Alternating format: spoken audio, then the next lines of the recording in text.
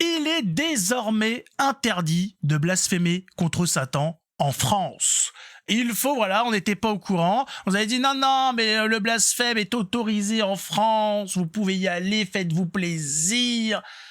Sauf que on n'a pas le droit, on le voit avec les décisions de justice, de blasphémer contre Satan. Comment ça? Qu'est-ce qui se passe? Eh ben, on va en parler tout de suite. Mettez un pouce, abonnez-vous. Alors, on apprend qu'un homme qui a volé et brûlé un Coran a pris 12 mois de prison ferme. 12 mois de prison ferme. Dans un pays où un clandestin afghan qui agresse sexuellement 2 adolescentes lors d'une fête de la musique prend lui 12 mois avec sursis et ressort libre. On apprend que s'en prendre au Coran, qui pour nous catholiques est un livre du diable, est passible de 12 mois de prison ferme. Il est interdit de s'en prendre à ce livre. Alors, c'est bizarre, parce que brûler un livre ne devrait pas être condamné. Vous brûlez un oui-oui, vous n'allez pas prendre 12 mois de prison ferme. Par contre, brûler le Coran, c'est 1 an en tôle avec les adorateurs de ce petit Coran. Vous allez me dire, mais peut-être que c'est pareil pour les autres. Eh ben non, puisqu'il y a déjà eu un cas de Bible brûlée par une femme en burqa, et qu'est-ce qu'elle a eu? 12 mois de prison ferme, la petite dame? Pas du tout. Elle a eu une amende. Voilà, elle n'aura qu'une amende à payer pour avoir brûlé une Bible en étant en plus en burqa, donc en étant une femme musulmane visible, hein, voilà.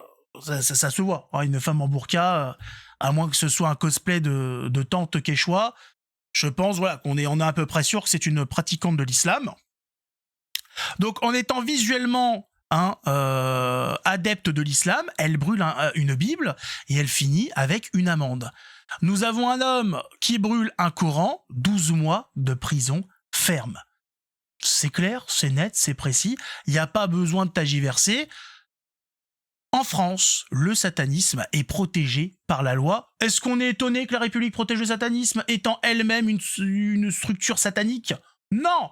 On sait très bien que les frères du tablier, les francs-maçons et toute la clique, étant eux-mêmes des sectes francs-maçonnes, mais non, sataniques, c'est normal qu'ils se protègent entre eux. C'est pour ça, les gens ils comprennent pas, ils disent c'est marrant quand même cette société républicaine qui s'est acharnée contre les catholiques, soi-disant parce que c'était des religieux, soit aussi clément, aussi courbé devant l'islam.